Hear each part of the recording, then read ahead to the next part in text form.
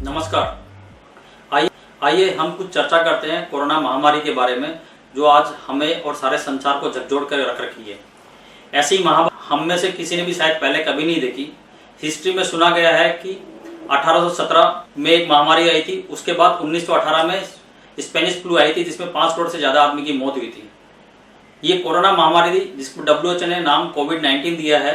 ये सर्वप्रथम दिसंबर के महीने में चाइना देश से ओरिजिनेट हुई थी और हमें रिकॉर्ड हुआ था। जब तक ये चाइना में थी और हमारे भारत की तरफ नहीं थी, हम सोचते थे चाइना ही से इन्वॉल्व है। जैसे बीच में और भी 2-3 बीमारियां ऐसे आई थी जो चाइना और कुछ संसार के कुछ हिस्सों में रह गई थी, भारत में नहीं आई थी। हमने इसके बारे में ध्यान नहीं दिया। फिर चाइना से ये इटली, स्पेन और यूनाइटेड स्टेट ऑफ अमेरिका में फैलना शुरू हुई। तब थी हम पब्लिक, भारत की जनता लापरवाही थी।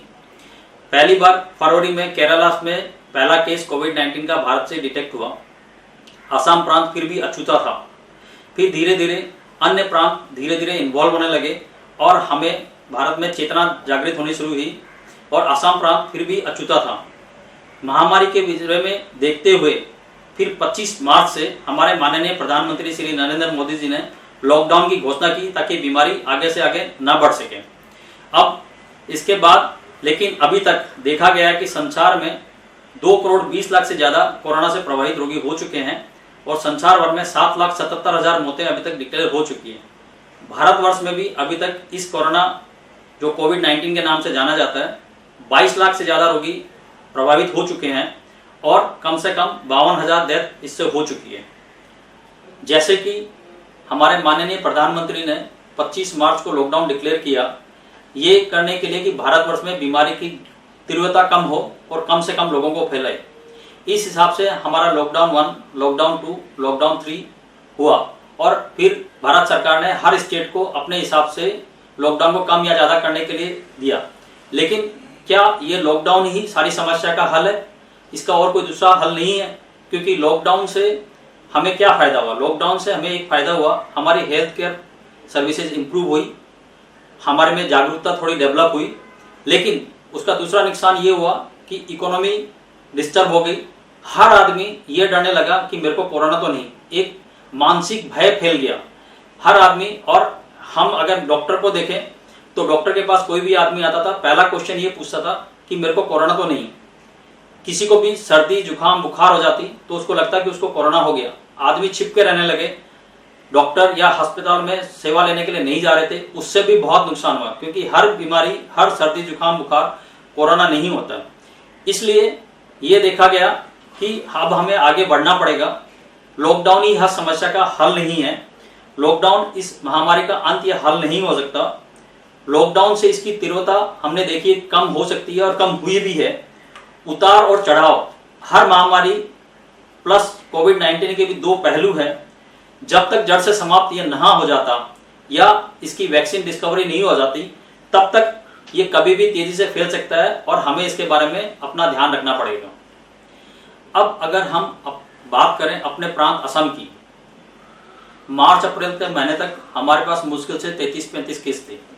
लेकिन पिछले 1 महीने से हमारे यहाँ कोविड-19 की संख्या में तेजी से बढ़ोतरी हो रही है। तो ये क्यों? क्या इसके लिए कौन जिम्मेदार है? इसके लिए क्या हम जिम्मेदार नहीं हैं? हाँ जी, हमारी सरकार असम सरकार बहुत तेजी से काम कर रही है। इसके लिए वो बहुत तेजी से हमारी टेस्टिंग कर रही है, बहुत तेजी से हमारी केयर कर रही है। जो रोगी कोविड-19 से पॉजिटिव हो जाते हैं उनकी बहुत अच्छी केयर कर रही है। लेकिन इसको रोकने का जिम्मेदार हम हर भारतीय नागरिक और असम के नागरिक को है। अभी हमारी संख्या असम में 77,000 से ज़्यादा हो चुकी है। अब इसको कैसे रोका जाए? इसके लिए सबसे महत्वपूर्ण है, हमें हरदम मास्क पहन के रहना है। मास्क पहनने के साथ साथ हर आदमी से 2 फुट की दूरी मेंटेन करनी है अगर किसी को कोरोना के लक्षण हो, कोविड-19 के लक्षण हो, जैसे सर्दी, जुकाम, बुखार, शरीर दर्द, पतले दस्त अगर हो, तो ये डर के नहीं कि मेरे को कोरोना डॉक्टर बता देगा या मेरे को कोरोना हो जाएगा तो मैं आइसोलेशन में चला जाऊंगा, इस डर से आप ऐसा ना करें। आप तुरंत अपना टेस्ट कराएं। ये टेस्ट हर लेबोरेटरी में इजीली अवेलेबल है और आसाम सरकार की तरफ से नहीं करते भी 60 से ज़्यादा सेंटर गुवाहाटी में है जो फ्री ऑफ कॉस्ट टेस्ट कर रहे हैं। अब आप सोच सकते हैं मैं टेस्ट क्यों कराऊं, मेरे को कोविड निकल गया तो मेरा घर बंद हो जाएगा। कृपा करके ऐसा ना सोचें। जितनी भी मौतें हो रही है, चाहे भारत में, संसार में या असम में, वो लेट ट्रीटमेंट के कारण हो रही है। हम ट्रीटमेंट करते करते ये देख रहे हैं जो रोगी देरी से हमारे पास आते हैं उनके ट्रीटमेंट करने में हमें बहुत मुश्किल आती है। और आप अगर जल्दी अपना टेस्ट कराते हैं तो आप अपने आप को, सबसे ज़्यादा आपका इफेक्ट होगी आपकी फैमिली को जो आपको इमीडिएटली क्लोज प्रॉक्सिमिटी में रहती है, फिर समाज को। इसलिए मैं फिर आपसे निवेदन करूंगा, कोरोना से बचने के लिए हमें साफ सफाई का विशेष ध्यान देना है, मास्क का पहनना है, ज़्यादा से ज़्यादा पब्लिक गैदरिंग नहीं करनी है, एक दूसरे से 2 गज की दूरी बनाए रखनी है। प्लस जब भी अपने या अपने नियर एंड डियर या किसी फैमिली मेंबर को कोई भी कोविड-19 जैसे लक्षण दिखे तो अपनी जांच जरूर जल्दी से जल्दी करवानी है और अगर कोविड-19 हो तो इसका इलाज कराएं। ये लाइलाज बीमारी नहीं है। जैसा कि देखा गया है और बताया गया है, रिकवरी रेट 70% से ज़्यादा है और अभी तक आसाम में डेथ अराउंड 180 है। उसमें भी अगर हम देखें, एनालिसिस करें तो सारी की सारी कोविड से रिलेटेड नहीं है। अगर आपकी दूसरी बीमारियां साथ में हैं जैसे कि डायबिटीज़, हार्ट डिजीज़, कैंसर, तब मौतें ज़्यादा होती है। और या आप अपना ट्रीटमेंट देरी से करवाने आते हैं हॉस्पिटल में, जिसको बोलते हैं पॉइंट ऑफ नो रिटर्न, तब ऐसा होता है। तो इसलिए मैं वापस निवेदन करना चाहूँगा, आपके कोई भी लक्षण दिखे या आपके परिवार में या आपके जान पहचान में, तो जल्दी से जल्दी कोरोना का टेस्ट कराएं।